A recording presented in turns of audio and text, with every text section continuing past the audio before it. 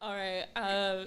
What's up to all five of you who are watching? It might be just three of you because last week's episode was a kind of a hot topic, but what are you gonna do? If you watch, what's the show called? Big Mouth and 10 Points for You. All right. Welcome to my brain. I'm Meeks, and this is Words Are Hard. So today I have been really looking forward to having on this guest. I've known him since sixth grade and just a stellar human being, honestly. So funny, so charismatic. And without further ado, I'd like to introduce Jonathan, a.k.a. Nerf. What's up, dude? How's it going? What's up, dude? That was a pretty sick intro. I appreciate that. Yeah, no problem. Where are you right now? I am at a park probably 3 miles from my house, just chilling. Locationally, I'm in Harupa Valley in California. I don't know if you know where Riverside is. It's probably like next to Riverside, like inland empire Gotcha. I area. have an image in my head of where that could possibly be, but honestly, I don't know where it is. So if you picture LA, go down like 40 miles and then a little to the right, and that's Okay. where I'm at. Oh, nice. Yeah. Nice. Yeah. What does your daily routine look like? What do you do, Jonathan? What do I do? During the week, I sleep all day because I work graveyard at a gas station. Um, so I sleep till probably like 2 or 3. Uh, get up, eat a little cereal, um, maybe pray or read for a little bit. Um, and then basically just do whatever I need to or whatever I want to until I go to work. Usually I'll like listen to a sermon or watch YouTube or do a little Bible study, work on music. And yeah, then I go in at like 10:30 and I'm there till 6:30. And that's like, so my usually work like Sunday through Thursday. And then the weekend, just whatever. I've been working on music. I've been trying to like stay in the word as much as I can. I'll explore a little bit, go Uber to like a surrounding city or just see what's up.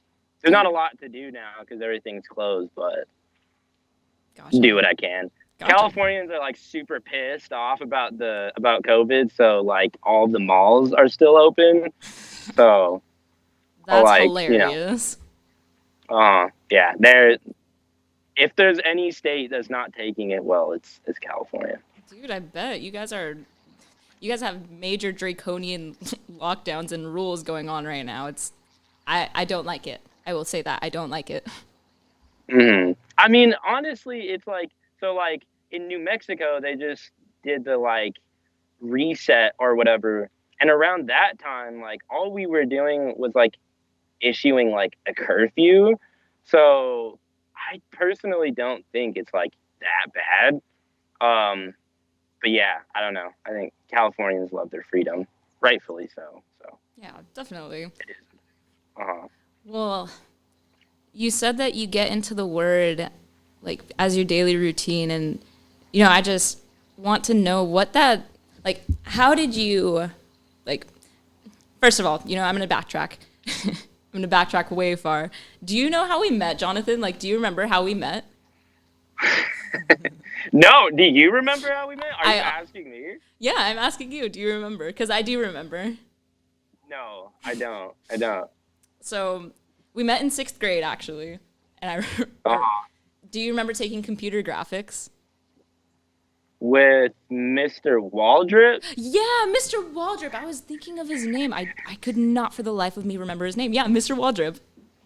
Yeah, with the beard, and he was like super. He kind of talk like this. And yeah. So Uh, that we shared that class together, and this is 11-year-old me at the time, but that class was just a class to fuck around and play video games or online games, basically. And Addicting games addicting 24/7. games, yes. Addicting games, Mhm. max games, all of that. And you were sitting next to Zeke. And Zeke was my best friend, still is my best friend. And at the time, awkward me, annoying me, and I realized that like being annoying is just like a part of my personality. It was not a phase. Same. I go up to you and Zeke. You guys are just playing games together. I was like, Zeke, come play next to me. Like let's play some games together. And I was just like pestering about it. And he's like, no, I kind of want to stay here, like play with Jonathan. And you said something to me, and you were like, he can stay here if he wants. I was like, okay, I'm gonna go.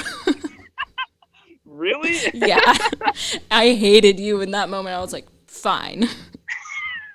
That sounds like sixth grade me. I was like kind of a jerk in middle school, low key, and super annoying too. So I'm sorry for doing you like that in Dude, sixth grade. dude, don't even worry about it. I was being annoying as shit too. But I was trying to think of like when we met, and like my memory is super terrible. So the furthest that I could go back was a French class. You remember what was his name? The big gay Kofer. dude. Kofer, that's his name. Yeah. Kofer That and go for it. no, that was just like my most recent memory. Middle school is like sort of fuzzy. But what Damn. were you gonna say? Oh no. Yeah, middle school was not really a blur for me. I don't know. I have this odd memory. Like I can remember very specific things, but like I can't remember what I did this past weekend. But anyway, with Uh, Kofer, he had that like slicked back ponytail, and then the worst days. The worst days were when he let his hair down, but it was still slicked back and like curly at the end. but he that was like proto like small man bun because his ponytail was always only like this big. You know what I mean? And then it was like you could tell it was just greased up, dude. It was uh what a Yeah. man. What a man. That was a fun class What though. that was a fun class. Yeah. I didn't learn any French, but it was fun. It was chill. Qu'est-ce que tu aimes faire? Do you remember that? Are you talking about those little like videos with the little like French letters? Yeah. Yeah, like the French Yeah. raps that he would show to us every day. Uh-huh. Uh-huh. Oh, those were fire, dude. That's like where I learned to rap, low key. That's That's that's what taught me how to make music, low key. nice. So I wanted to ask you, we've been in contact like, on and off for the past few years since we both left New Mexico. And every time that we have like reconnected or just like, caught up, we always end up talking about, God and Christ and, just like the different aspects of life and how that identity, that Christian identity has formed us. So I wanted to ask you, like, how did you come to know Jesus? Because like when we were in high school, you didn't strike me as the type that was like a devout Christian. Like, what changed? Um, well, so I grew up Christian. Um, my family was always in the church. My mom has gone to church um since I was a kid, and like so she even taught like the elementary school classes like when I was in elementary school. So I've always been in church. Um I think it like always made sense to me as a kid. Like I always firmly believed in God and in Jesus. Like I believed that Jesus died for my sins. Um but I don't think I guess just going to public school, like it didn't really, there was still like a curiosity with everything that was going on. Cause like my mom was like pretty strict. Um, so like, I'm still a kid and I'm still curious about like listening to like the bad music and like watching the bad movies and just like goofing off and like messing around. Yeah. Um, So I guess like in middle school and like high school, I was like still going to church, less in high school. Um, but I was still like going to church, but I guess it was like more of like a duty for me. Um, and I guess really in like high school is when it like became more serious for me. Um, but like I said before, it was just, I guess, like in middle school and elementary school, early high school, it was more of just like a footnote on my identity, For which sure. sounds, I guess that's a bad way to put it, but I No, didn't I take get it what you're seriously. saying. Like, yeah, yeah. Like as a kid, like it was kind of a drag to go to church. I remember when my mom wanted to go to church on Sundays, like I'd be like, no, like I don't want to. Um, Dude, same. and then yeah, and then I guess in high school, I had just gotten into like a really serious relationship like junior year. Um, and there was like a lot going on junior year. I guess I just started really getting curious because I start like honestly like if you went to Jefferson and you were around like the skater kids or like the whoever like you like may have smoked weed by the time you were in like seventh or eighth grade. So by the time I was in like sophomore year, um, I was like smoking weed pretty heavily. I was like really like just interested in like everything going on in like the culture. I was like super into music and like that was just sort of like my thing. Like I had my little like playlist with like ASAP Rocky and Clowns Casino and all these dudes for like smoking weed and I was like just like getting like super high and just vibing all the time or whatever. And then I started experimenting with like psychedelics and stuff in like junior year. Um, and that like it started to get like really big in like the culture too. Like that's when I was listening to like Young Lean and like all of these dudes, and they were talking a lot about like psychedelics and all this stuff. So me like resonating with that, I'm like, oh, like sick. It's like I thought it was like super cool. Um, but there was like I also had a lot going on just like at home, just in general around that time. I definitely started to care like less about school, probably like sophomore, junior year. And I definitely put like a strain like at home. Like I feel like me and my mom were like constantly arguing, getting into it. I was always getting in trouble. It was super hard on her emotionally because she is a single parent. She just wants her son to do well. Um, and like I said, I'd like just gone into a relationship, and even like 1 or 2 months in, like we were already like sort of having problems. So it was just like a lot going on, um, junior year. And I remember like going to church, around that time, like it was like sort of like on and off. Like me and my mom would go like pretty dedicated, like we'd be dedicated to going to church for like a few weeks and then oh we're like tired and then maybe we might like not go like a couple weeks and then pick it back up.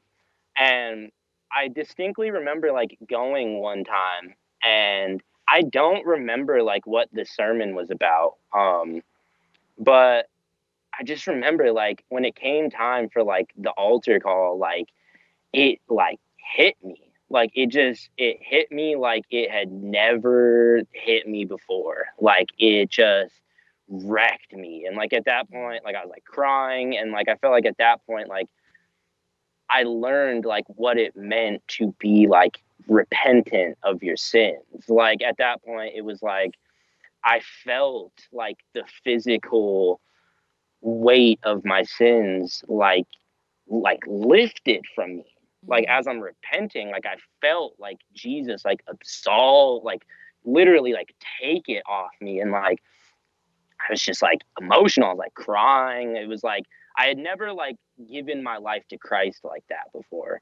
Um like I remember getting like baptized as a kid, and like I just like I didn't take that seriously. Like I remember my mom still jokes about it. Like my cousin didn't get baptized that day, and she was like complaining about something or like talking about something, and I was like, oh, like you would know like if you got baptized, like just being like super stupid about it. Like she'll still joke about it sometimes, but like I didn't. I feel like in that moment, like I felt like what it meant to be repentant of your sins, and because like as a young teenage boy, like the world like throws like there's a lot that weighs on you. I think especially in this generation, like the idea of sex is completely destroyed from an early age. Like the idea of discipline, like most things, is not what it is. So like even like as like a middle schooler, like high schooler, like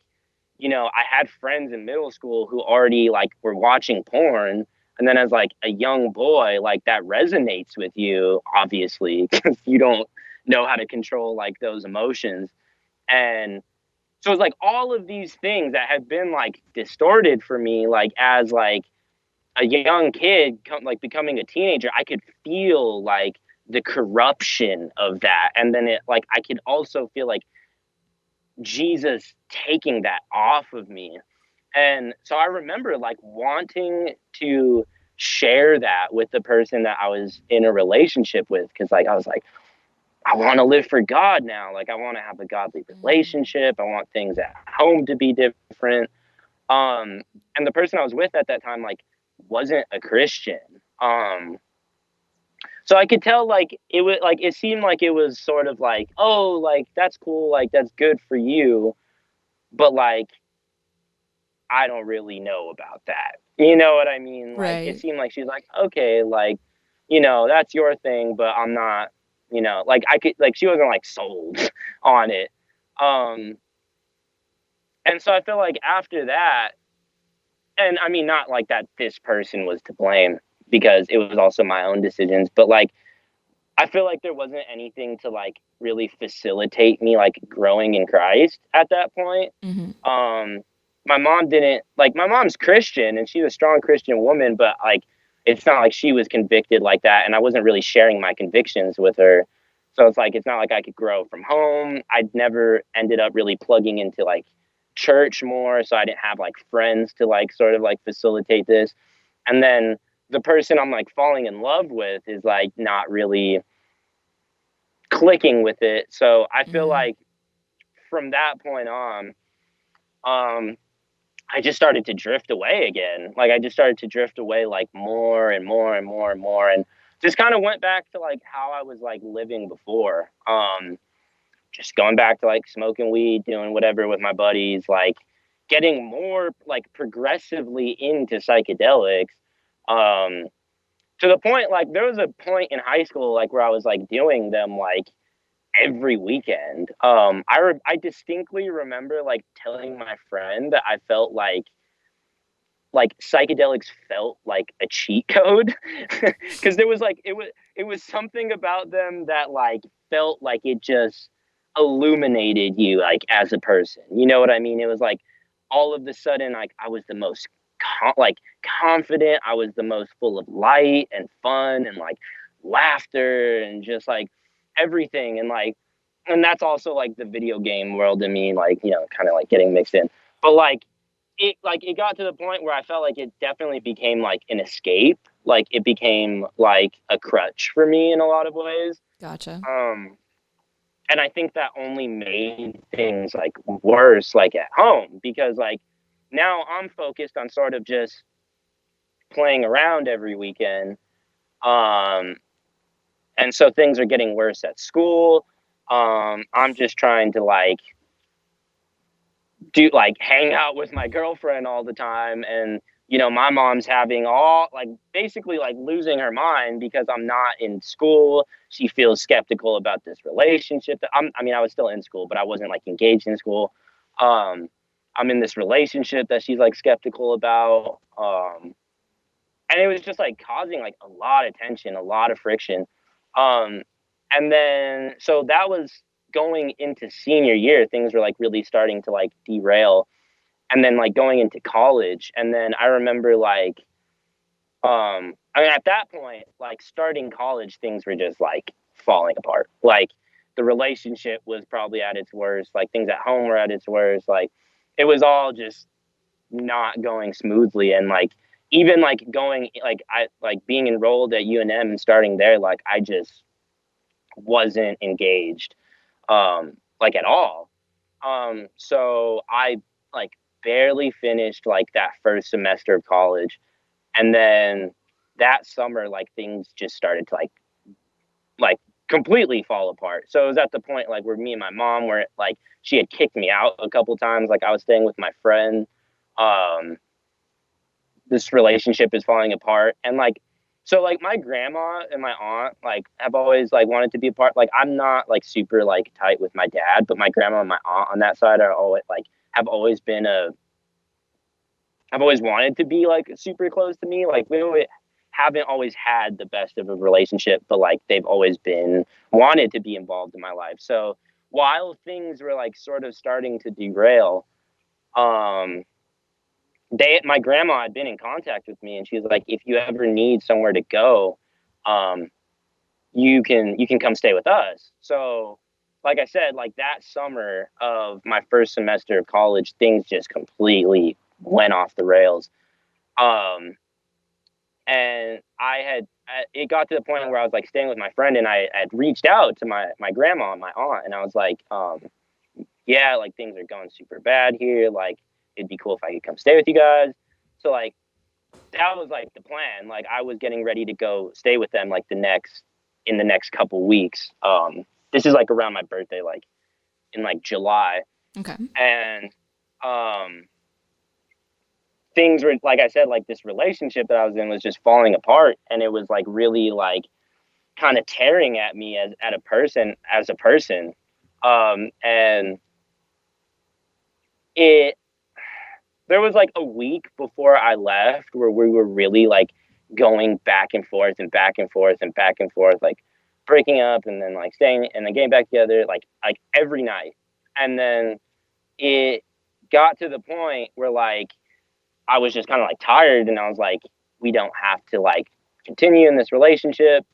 And she sort of just like virtually like slammed the door on me. So like I remember like this is a like this is weird to talk about on a podcast, but it's Yeah, you're okay. good, dude. Like I'm a super like open person. Like it's all good. Um I like remember like going to her house and getting in an argument with her, and like she slammed the door on me. So I like basically lost my mind because I'm at like the worst place that I've ever been in at this point. And I like punched a hole in a window and like cut my whole arm open. Shit. And so yeah, it was like really intense. And I'm basically like sort of like fading out at that point and freaking out. And like I'll never forget like um feeling like I was like coming out of my body, almost like my spirit was leaving my body. And it felt like the Holy Spirit just like wrapped itself like around my spirit. It was like this blanket of peace that just like, and love and just comfort that just like totally like wrapped itself around me. And I remember just thinking like in those next months going out to California, everything that had come from that, like being kind of like in shock that like I had felt like I had derailed and veered the most from Christ. And coming to that point and realizing that like he still didn't leave me. Like Mm-hmm. he was still there with me. He still cared about me. Like I felt like I had given God every reason not to be like in my life. And it felt like at that point, I realized like he was still there. He was still there to comfort me. He still cared about me. He still wanted to hold me.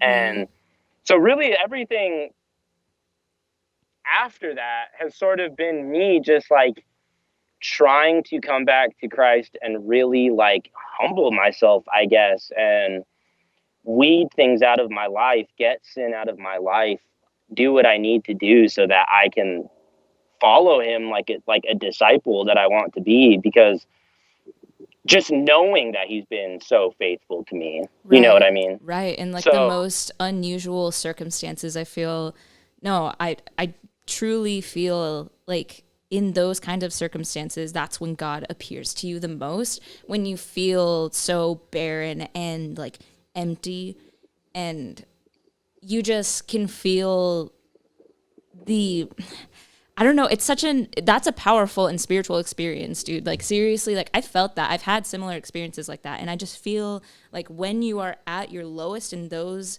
situations, like whatever it may be, God just really presents himself in that way and just freely gives, all of this steadfast love. And it's like, why? Like, I feel so undeserving of it. I feel so undeserving because of how far I've strayed, because of how, broken I am. Like, why would you like reach out to me so like fiercely to such like a mhm. sinful and broken person? And it makes no sense. And I truly get what you're saying. I've had so many experiences like that. But that is a powerful life experience that you've just given to me. And like, yeah, thank you for sharing your testimony, Jonathan. Seriously. Yeah, yeah, no doubt. I mean, you're right though. It is like, it's such a testimony to how forbearing like God is to us and how much he loves us. Like, I know that there is a God of wrath. He is wrathful. He is mad that we sin. We do need to repent. That's what a lot of people hate, but like Yeah.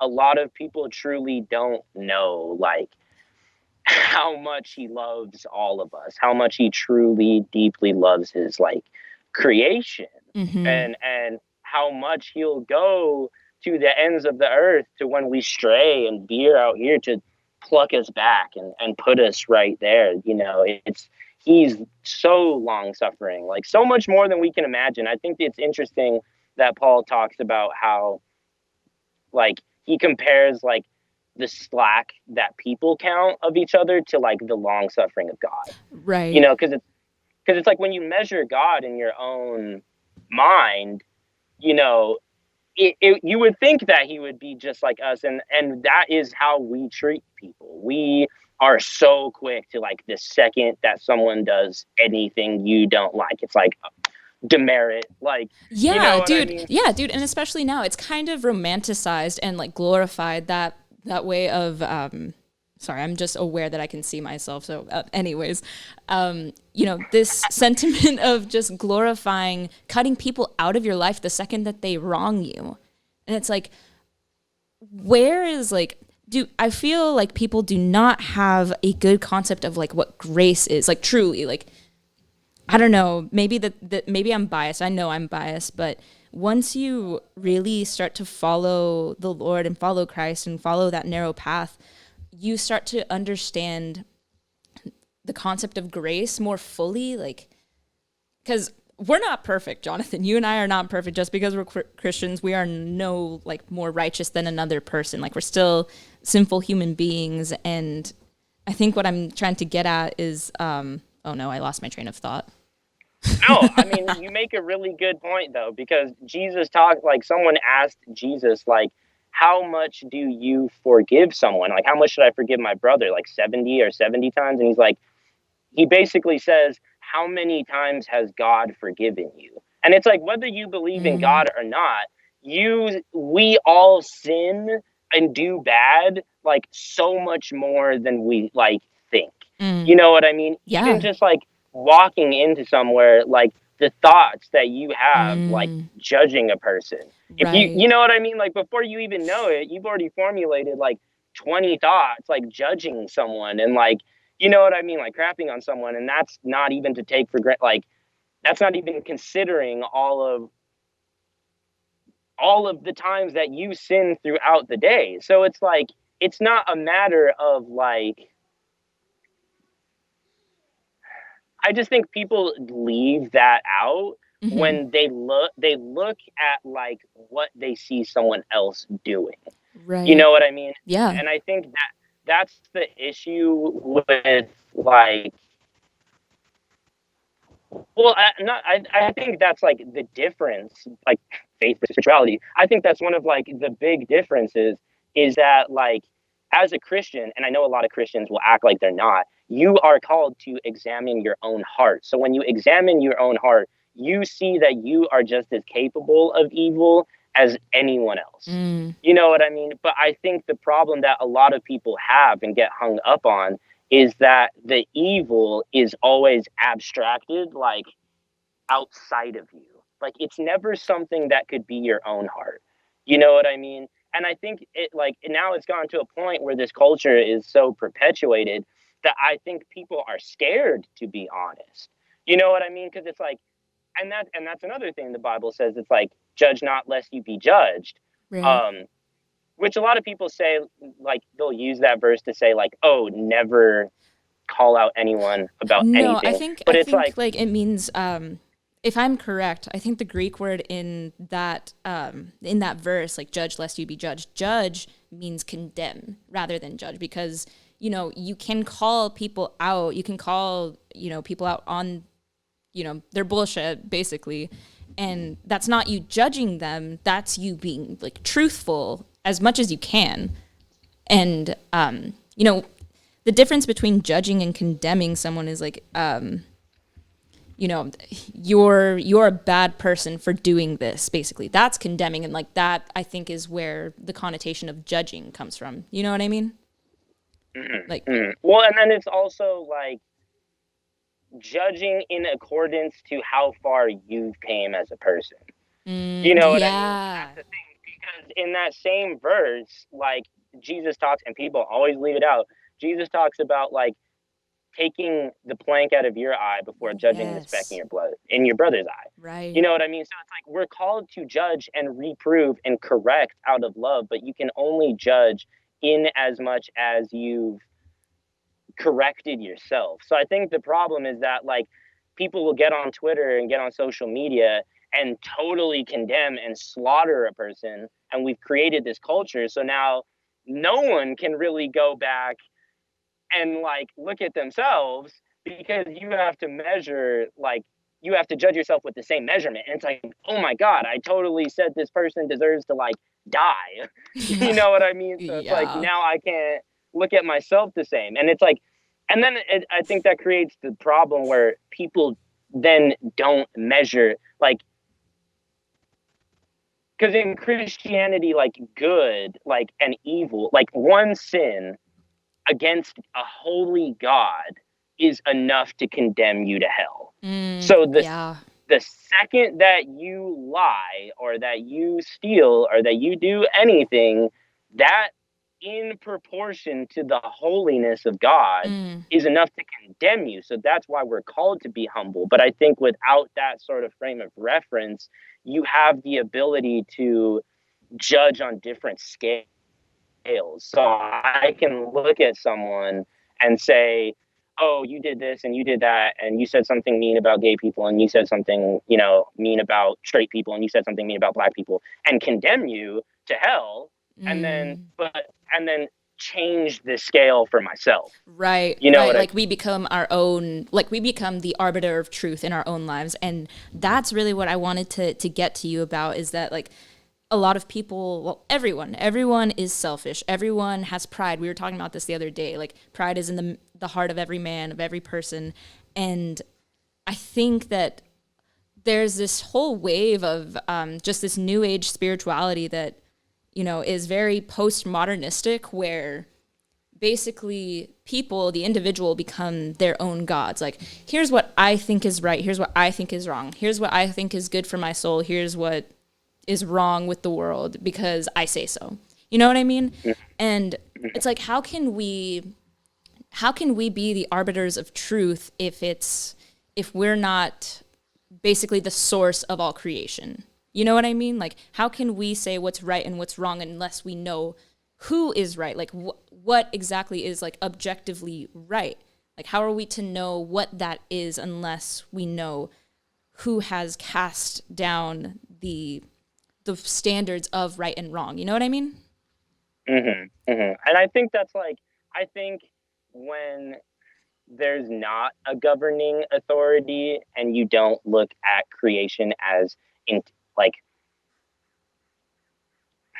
divine and intelligent and like a like as us as like a reflection of it. So it's like our moral system, everything about our existence is like a reflection of some like when the source of creation isn't an intelligent and moralistic just like we are, then without that I think it sort of has to become relative. You know Mm. what I mean? Like I think if there's not a governing authority, then like it has to be I mean, whatever you think is right, and whatever I think is right, and Right. Like whatever he thinks is right, whatever whatever. makes you happy as long as you're not hurting anyone, right? Exactly. But that's the thing is if you abstract that all the way, you get to a point where I've like very quickly it doesn't work out that way because it's like, okay, if that is the system that we govern our society by, then I can murder someone and you can't tell me anything Dude. because I think that's okay. Yeah, Like, no, that's literally what what's his name? Jeffrey Dahmer thought. And what a lot of thoughts going through my brain right now, but Charlie, if you could pull up Jeffrey Dahmer because he was super into Darwinism and basically I think that when he was being interviewed by I don't know what person it was. I'm thinking like very I don't know. Words are hard. Anyway, he was being interviewed. that's why it's so perfect. That's why it's so perfect. Thanks, dude. But anyway, he basically was telling this person who was interviewing him, I thought that I could do whatever I wanted because of evolution. Like it's survival of the fittest. The only thing that will make people the only thing that's wrong about me murdering this person is that their mom or their dad will be sad. It doesn't affect anyone else, so I can do this because it does not affect the rest of the world because animals kill each other. Animals eat each other. You know, it's all about survival. And that's what he did. That's what his moral standard and his moral compass told him. And if you don't have a higher authority, a governing authority, no one can tell you that that is wrong, that murder is wrong. You know what I mean?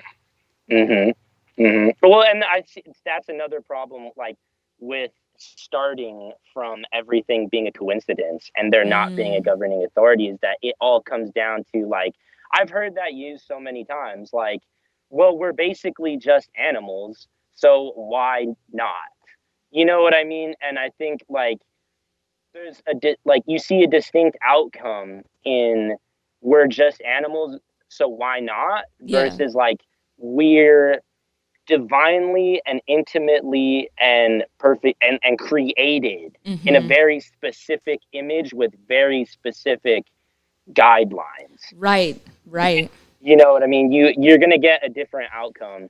And Like, people don't like that is the thing. People don't like having those guidelines. So reeling it back into spirituality, because I feel like I haven't been able to touch on like new age spirituality, is that I've met so many people who claim to, you know, ask them like, do you believe in God? That's kind of like just what I ask people at any time in my life of like knowing people. I'll eventually ask them, do you believe in God?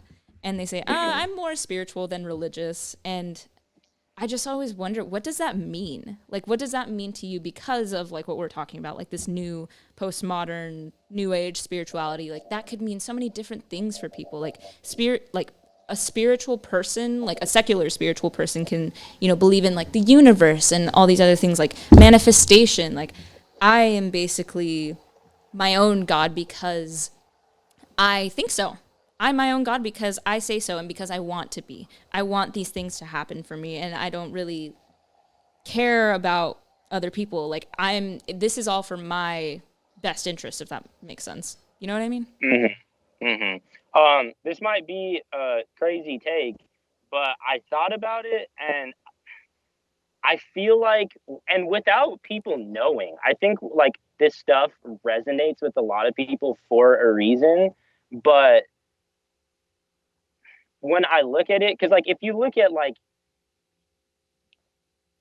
the practice of like Satanism at its heart. Like Satanism isn't like worshiping the devil and like sacrificing children to like Satan and like doing all these things. Like there, I mean, I'm sure there are like sects of Satanism that are like that, but like if you go to most people who are like even like high in like the Satanistic like realm, like they'll tell you that it's like a worship of self. It's Right, all about right.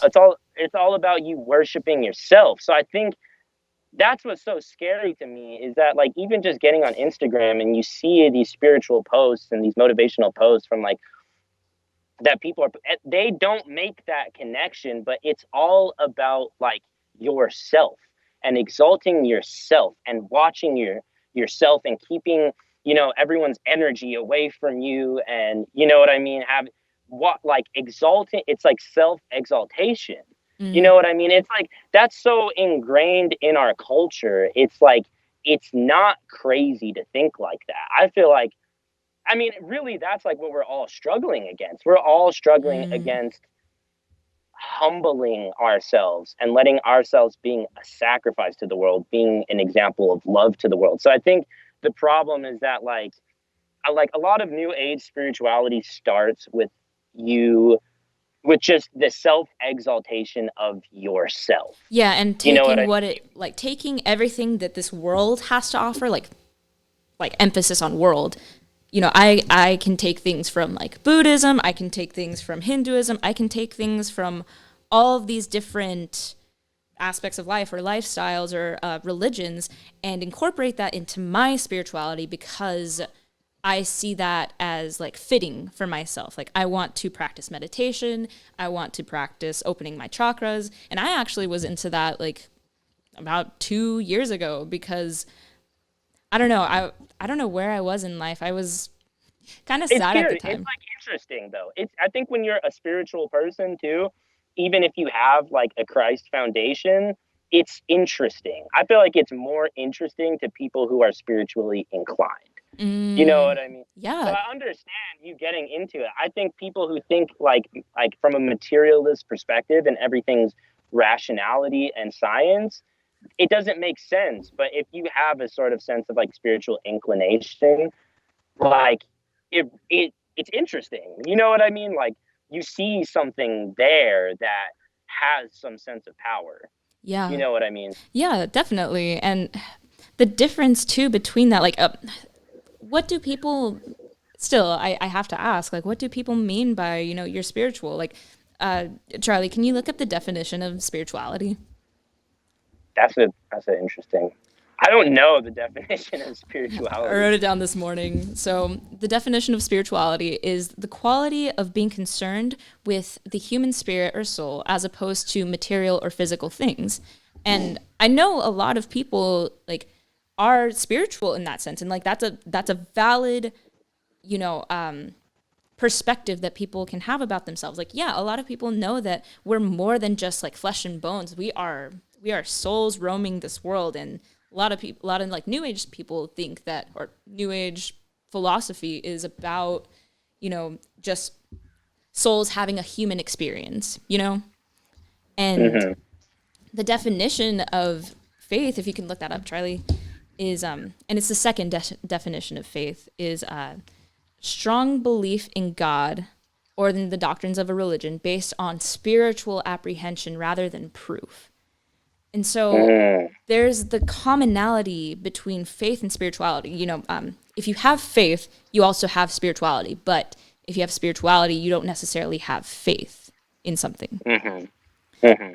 And that's what I was like. I think it's interesting that you bring that up. I think there are a lot of commonalities. Like so, for example, I think the idea of like you being like your higher self, you know, like you being your own god, like the idea of your higher self.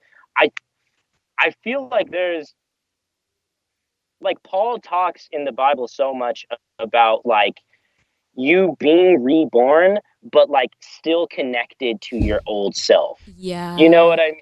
To like your sinful, indulgent, angry, prideful like self. He says like that is what you're constantly warring against. He says that like it's connected to you as long as you're on this earth, as long as you're here, but you've been recreated. You And know what I freely mean? given the spirit. Like that's it. I think that that is the different, or like that's a really like main thing to focus on with Christianity, is that once you accept Christ into your heart, Jesus, or not Jesus, sorry, but same person, three in one, but God freely gives you the spirit. You know, he freely gives you his spirit. He mentions it in Romans, in First Corinthians, in Second Corinthians. Like Paul talks about it all the time. Like, you have been freely given this, the spirit of God. And that just really reminds me of, you know, your testimony and your experience, what you went through, and that you just felt the Lord just like wrap himself around you. Cause I've felt that too. And I'm not sure what verse it is, but maybe Charlie can look it up in a second. But I think somewhere in Proverbs, I don't know who wrote Proverbs, but there's a verse that says, "Under your wings I find refuge." And I have totally felt that before, dude. I have been at such a low point, like heartbroken, and just I felt like by myself, because I was by myself in this one instance, but the Lord just really reminded me that he was with me. He was always with me. And I seriously just like felt his love wrap around me. I felt the spirit just remind me of his steadfastness, his faithfulness. And I really just wish that people could understand that there is so much more to just like you being your own God. There is so much more than just to you picking things that you choose to make you feel good, basically. I think that that's what this whole new age and this culture is perpetuating, is just like this self-love. And it's not always bad, but like self-love, you do whatever you can to make yourself feel good, and it's not always good. Like, doing things that make you feel happy aren't always good in the end. It's very temporary, and you end up feeling empty afterwards. But that's just my opinion. And I Anyway. think I think that's the advantage you have having a relationship with God, is that it's a perspective, even above, like, because I feel like there's sort of this idea going around that like I don't have to be down here. I can sort of view things from like my third eye, so to speak, and have this bird's eye view of things. And, I have this spiritual advantage. But I think knowing the true God, you have the advantage of having his infinite perspective, because your perspective is still always like tied to your desires and Right. your heart. And the Right. thing is, like, you still have corruptness in your heart no Mm. matter what you do. I think where a lot of the confusion lies is like at the basis. I think, like, a lot of preachers will talk about how we all experience the common grace of God. We all experience like the beauty of nature. We all experience we all Mm. fall the beauty of falling in love, of relationships, of all these things. So it's like people understand that they're spiritual beings in like that basic way, in that you see beauty in the world around you, and it has to mean more, and it feels like it means more Right. than the material world. And then I think the thing is, like, people get curious in all of these other avenues, and there is spiritual power there, but I Hmm. think the problem is that it's rooted in something else, you Yeah. know so you'll hear all of these testimonies of people like getting involved in like Reiki or meditation or like Kundalini yoga and all these things, and it works for a while, and then it creates all of these like other problems for them. You know what I mean? And I think Right. that's because there's another spirit there. So the thing is, you are having, and even with psychedelics, like, I know what it's like to have a deeply psychedelic spiritual experience. So you're having a legitimate, like, spiritual experience. It's just not like with what you think it is. And the thing is, like, I think, and I was sort of telling you about this the other day, I think Satan has the advantage of understanding the kingdom of heaven to an extent, because he was an angel. So the Right. Bible the Bible says that he comes like as an angel of light. Like he doesn't come to you with horns looking like super ugly, and you know what I mean? He comes to you As beautiful, beautiful and appealing and and he can tempting. and tempting, exactly, and he can give you all of these like beautiful experiences, like, you know, when you see these super magnificent colors and you have this like amazing sense of clarity, like, and all of these things that come from like these deeply spiritual experiences, like, it's there, but it can't, like, Last. it can't last. Exactly. Dude, Like God is the only infinite source, and it's like Satan can only give you like a counterfeit version of yes. what the true essence of that thing looks like.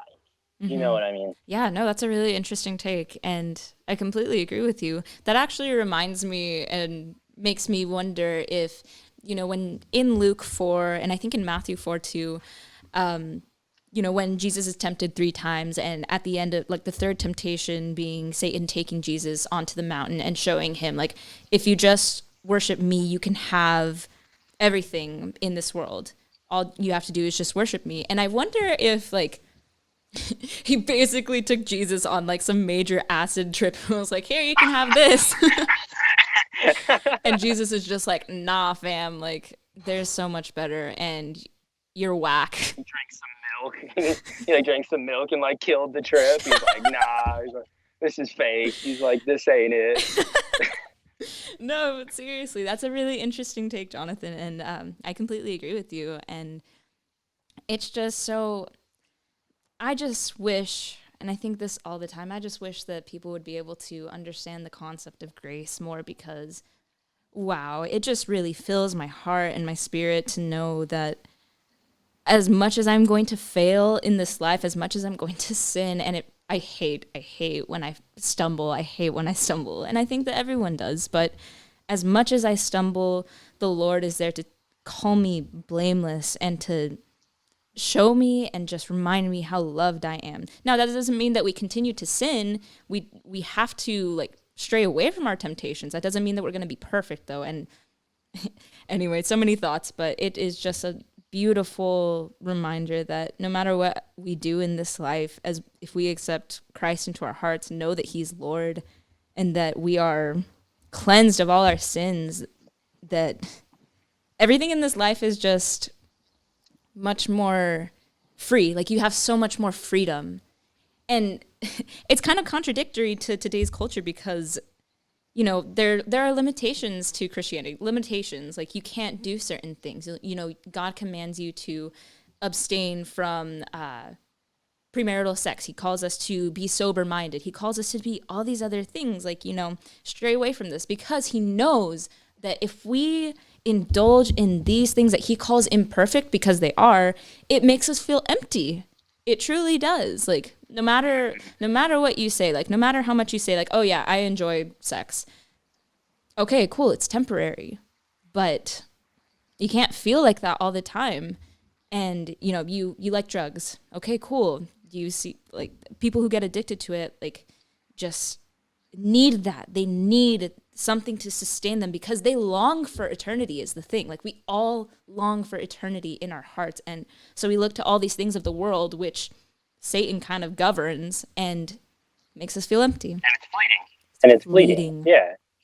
Yeah. And I think that's the thing is like, I feel like that's why as like Christians, we have even more of a duty to be like loving and Mm-hmm. humble Yeah. because I know what it feels like to, like, even though maybe like somewhere like deep down they feel wrong, to have genuine pleasure in the things of this world. You know what I mean? To like like really like feel okay with like um doing drugs or having sex or doing the, doing all of these things, and it's like not I, it took me a long time to be like, wow, like because I feel like there's a big period of time where I wanted those things to feel right. Right. Like there was a point where me just like messing around like sexually and like just smoking weed and like doing all these things like genuinely felt right. And then there was a distinct point where it didn't feel right, where the peace of Mm. God wasn't with me when I did these things. And I felt like demonic attacks. I felt all these awful things when I would do these things. Yeah. And it took me a long time to be like, oh, okay, like Jesus, like it's just a matter of like Jesus regenerated my heart. And now Mm. these things just don't feel right. You know what I Right. mean? I feel like that's like a really, it takes time to understand that. You It know what I does. mean? And I feel like as Christians, we're called to not shove all of these things in your face, but simply give you that truth and pray that the Holy Spirit convicts you. And if you understand, like, the darkness in this world, the true corrosive, like, if you Mm. come to an understanding of, like, the corrosive, like, nature of sin, then that's the Holy Spirit. You know what I Mm. mean? Like, Yeah. so I just think as Christians, like, we really need to like be more patient with people. And I Yeah. think stand by truth, because I think there is an assault on our beliefs, but know that there's love in the core of it and that everything that God does in our lives is for our betterment. You know, it Mm-hmm. is for eternity. It is so we're not separate from him. It is because we all understand like that longing. We all have a place in our spirits where his nature fits and that he is the only thing that can reside there, that He's nothing holy. else, whether it's like your personality or the aspects of your being or the vices that you have, like nothing will ever, because I thought there was a lot more to be said about like the topic that you went into. like, I know you guys kind of got distracted, but I think that like you were getting into some really interesting points, like on your last podcast, because I do think personally a big component of it is a spirit, like a longing for a sense of like Perfection. comfort. Yeah, well, of comfort, like in your spirit and like Mm. peace in your spirit. I think that's like what people are seeking, not only when they're like going to drugs and alcohol, but when they don't feel like comfortable in themselves, when they're trying to like adjust themselves, whether it's like my shirt or my sex. You know what I mean? Like, I hear you. I think it's like a sense of like you're longing for a sense of being comfortable, like in your spirit, That's really you interesting. know? Yeah. So like, I think it's like a spiritual issue as well as like maybe a psychological issue. I don't, because I feel like when you say it's like a psychological issue, people are like, "Oh, you're saying that my like sexual identity is like autism or like like you know what I mean?" Yeah, yeah, yeah. No, I hear But you, and I like, I failed to mention last time. And I just want to, you know, give anyone who's watching this, all five of them, what is going on, like, or what I reflected on after that episode. That episode was a hot topic and something strong to come out about, but I could have been more, you know, loving in my presentation. Like, I could have been less crass and crude, and that's a fault of mine. Like, sometimes I can just be a know-it-all. Like, that is a major flaw of mine. The Lord knows it, and you know, yeah, I don't know where I was going with this in my train of thought. I seriously like just wander all the time in my own world, but that's just something that I wanted to preface was just like, yeah, I hear you. It's a spiritual battle for sure going on all the time. And I truly believe that Satan just uses our weaknesses and what we're most afraid of against us and to confuse us. Like, I straight up think that everyone has intrusive thoughts, and Satan uses those, or like he actually like puts those thoughts into your mind, or maybe he doesn't. Maybe that's not theologically sound, but I swear that Satan just like puts intrusive thoughts into our mind to scare us and to confuse us on who we are and like who we were made to be. Does that make sense? yeah, yeah. I mean, I think everything about like the agenda of Satan is to ultimately take you from the hands of God. So I think like if he's not going to use your vices and your interests, he's going to use your whole sense of being. You Mm-hmm. know what I mean? And I don't want to like make it seem like I'm saying that like a trans person is afflicted by. I mean, we're all afflicted We're by all Satan. afflicted. Yeah, but I do think there's like he's cunning. Like he understands. Like Charles Spurgeon talks about this. Like getting trapped in the snare of the devil. Like he's not going to address each man the same. Right. So it's like if a man's like weak point isn't like sex, then he's not going to send like a woman to tempt him. You know what I mean? If his weakness isn't out like drunkenness, he's not going to like put him in a bar. You know what I mean? I think it's like Satan understands the weak points that we all have. You know what I mean? So like I said, like whether it doesn't have to just be vices. I think that's the thing is like Christians get super caught up, and those things are important, but get super caught up on like the physical temptations, sex, drugs, like alcohol, rock and roll, like all those things. But I think the spiritual battle that we all face is a lot more nuanced than that. Mm. You know what I mean? It comes from all aspects of like your being, you Yeah. know. Yeah, definitely. And the cool thing, there's so many cool things, but the cool thing about God too, Charlie, if you could pull up this image, it's I don't know what it's a famous painting, but it's basically God extending his arm like so fiercely for us, and we're just like, yeah, yeah. Uh-huh.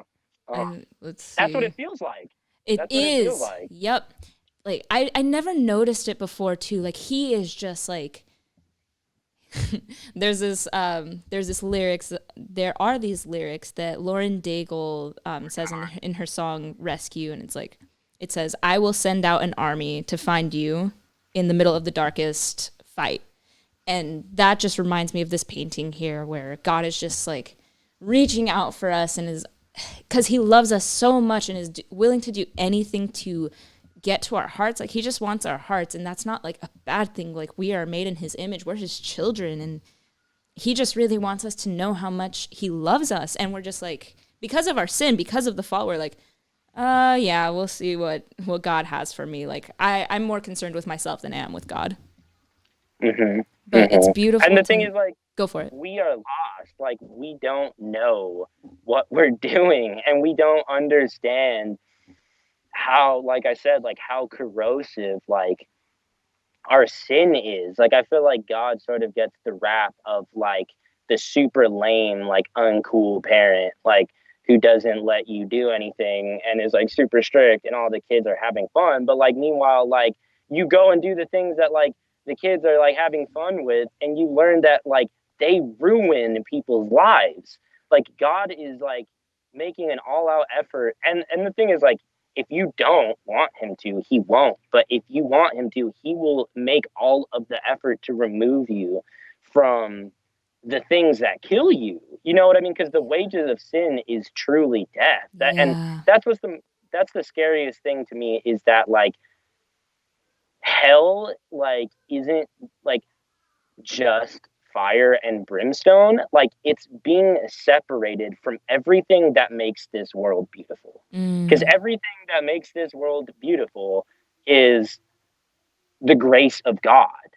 And the thing is like the grace of God reigns on like the sinner or like, you know, the saints and the sinners, like the people under it rains on everyone. Right. You know, so it's like being in hell is being in a spiritual place for the rest of eternity that is like completely void of all of the beauty that this world possesses. You know what I mean? And anything good, anything holy, like the relieving feeling of like being able to breathe, like you'll never feel any of that again because we don't understand that like it's all given to us. You know what I mean? It's all given to us. And I think that's why people for so long started at the root of things. That's why it had to begin with the beginning. It had to begin with, okay, well, are we created or are we not created? Was it all a coincidence? Because if you start there, then you can destroy everything else. Right. And then And once you to try, just sorry to cut you off, Jonathan, but just to give people some context, like what Jonathan means by like uh had to begin with the beginning is that in Genesis 1, the start of the Bible, it says in the beginning. So that's what Jonathan means by it had to begin with the beginning. You know, in the beginning, God created the heavens and the earth. I might be butchering it right now, but essentially that is like the context of what Jonathan is speaking to. yeah, so the beginning of our universe, essentially like everything had to have been created or it was all just a coincidence. And I think if you can like get people to accept that things are a coincidence, like that's not going to be good enough for a spiritual being. So once our culture killed God, like Mm. it had to like resurrect in some way, because you can kill God conceptually in the minds of people, but you can't kill the souls of people. You know what I mean? So it's like once you strip that foundation, like people are still going to be like fighting for something to grab onto. You know Mm-hmm. what I mean? And I think that is why you get all of these other manifestations of spirituality, because it's like, okay, if God doesn't exist, then it has to be something. I have to recreate this in some way. And like I said, at the beginning, if you don't have a governing authority, um, it's going to be however like you look like. But that's the thing, is like I feel like that is a big part of the argument, is like the argument of like morality. And Yeah. I feel like it's just hard for me to accept the idea that like I feel like so much of like our moral principle and the goodness that is in our hearts, like it's so hard for me to accept that that's evolutionary. Like nothing about the way that like we love people, or the way that we, when you go above and beyond for someone, like that can't simply just be something that stems from a survival mechanism. Yeah. You know what I mean? Like, I don't have to show you love or do anything for you to survive. You know what I mean? Like, for me to survive, that has nothing to do with helping you. If I help you out of, something, an inclination in my heart, that is so much deeper than just some like survival mechanism in your brain. So it's like all of like the bet, like our strongest sense of morality, to me, can't just be rooted in survival. Like it's way deeper than that. The foundation is the idea that all men are created equally. It is the idea that we all have a deep intrinsic value as spiritual beings. And Because we if were that's made in the image of God, worthy of dignity and respect. exactly, it has to be. It has to be a stamp. We're a reflection of the creator. So then, and exactly. So then the creator has to be a loving, dignifying, moral being. And then obviously infinitely better than us. You know what I mean? But things wouldn't look like how they do now, as far as the way that we love, the way that we feel love, the way that we hate, if it didn't come from a deeper place. Right.